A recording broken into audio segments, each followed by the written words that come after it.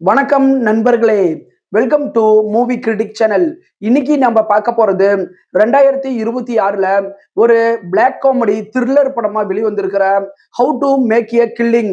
Glenn Powell செம்மையான வில்லத்தனத்துல நடிச்ச இந்த படம் ஒரு நபர் தன்னுடைய குடும்ப சொத்துக்காக எத்தனை பேரை கொல்றாரு, அந்த தப்புல இருந்து தப்பிச்சாரா அப்படிங்கிறது தான் படமே.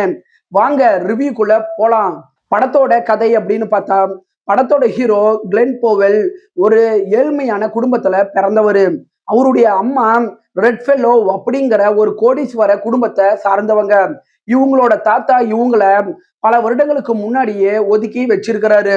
ஒரு நாள் ஹீரோவோட அம்மா இறக்கறதுக்கு முன்னாடி, உனக்கு சேர வேண்டிய சொத்தை நீ தான் அடையணும் அப்படின்னு சொல்லிட்டு இறக்குறாங்க.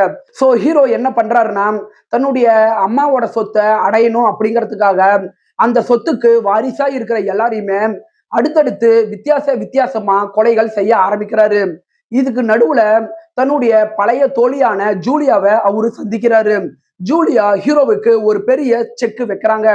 இதுக்கப்புறம் இது எல்லாத்தையுமே ஹீரோ எப்படி சமாளிக்கிறாரு, கடைசியா செஞ்ச தப்புல இருந்து தப்பிச்சாரா இல்லையா அப்படிங்கிறது தான் படத்தோட மீதி கதையே.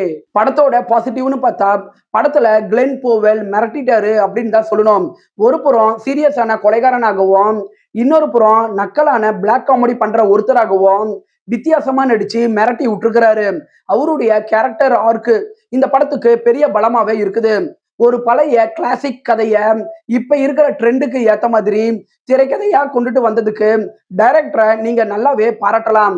இந்த படம் 1 மணி நேரம் 45 நிமிஷம் ரன் ஆகக்கூடிய படம். குயிக்கா உங்களால பார்த்து முடிக்க முடியும். படத்துல ஹீரோ ஒவ்வொரு கொலையவும் வித்தியாசமா பண்றது நல்லாவே இருக்குது. ஒவ்வொரு கொலைகளும் நடக்கும்போது அப்ப வர வசனங்களாகட்டும், ஹீரோ பண்ற விஷயங்களாகட்டும், இது எல்லாமே பிளாக் காமெடியா நல்லாவே ஒர்க் அவுட் ஆகியிருக்குது. படத்தோட கிளைமேக்ஸை பத்தி சொல்லணும்னா, படம் யாரு பக்கம் சாய போகுது அப்படிங்கிற ஒரு எதிர்பார்ப்பை ஆடியன்ஸுக்கு நல்லாவே கொடுத்து கிளைமேக்ஸ் படத்துல சூப்பராகவே இருக்குது. படத்தோட குறைகள் அப்படின்னு பார்த்தா, ஹீரோ ஏன் கொலைகள் பண்ண ஆரம்பிக்கிறாரு அப்படிங்கிற ஒரு விஷயம் படத்துல சொல்லப்படுற வரைக்கும் இந்த படம் பொறுமையா தான் மூவ் ஆகுது. படத்துல ஹீரோ ஒவ்வொரு கொலைகளையும் வித்தியாசமா பண்றது நல்லாவே இருந்தாலும், அந்த காட்சிகளை பார்க்கும்போது ஏற்கனவே பல படங்கள்ல பார்த்த ஒரு ஃபீலை தான் அந்த காட்சிகள் கொடுக்குது. படத்துல ஹீரோ இத்தனை கொலைகள் பண்ற வரைக்கும் FBI என்ன பண்ணிக்கிட்டு இருந்தாங்க அப்படிங்கிற ஒரு லாஜிக் மிஸ்டேக் நமக்கு எழதான் செய்யுது. படத்துல வர காதல் காட்சிகள் படத்தோட வேகத்தை குறைக்க தான் செய்யுது. இந்த படம் ஒரு பிளாக் காமெடி படம் அப்படிங்கறனால படத்துல வர எமோஷன் காட்சிகள் பெருசா படத்துக்கு கை கொடுக்கல. ஓவராலா இந்த படம் ஒரு டீசென்டான படம் தான். 10க்கு 6.6 ரேட்டிங் கொடுக்கலாம். படத்துல பல இடங்கள்ல லிப்லாக் முத்த காட்சிகள் வருது. சோ ஃபேமிலியோட பாக்குறதுக்கு முன்னாடி யோசிச்சுக்கோங்க. இந்த படம் தமிழ் டப்பிங்லே கிடையாது, இங்கிலீஷ்ல மட்டும்தான் அவைலபிளா இருக்குது. விருப்பப்படுறவங்க பாருங்க. என்னுடைய ரிவ்யூ உங்களுக்கு பிடிச்சதுன்னா மறக்காம லைக் பண்ணி சப்ஸ்கிரைப் பண்ணுங்க. நான் அடுத்து போடக்கூடிய வீடியோஸ் மற்றும் ஷார்ட்ஸ் உங்களுக்கு உடனே வரும். உங்களோட கருத்துக்களை கமெண்ட்ல பதிவிட மறந்துடாதீங்க. நாம வேற ஒரு வீடியோல சந்திக்கலாம்.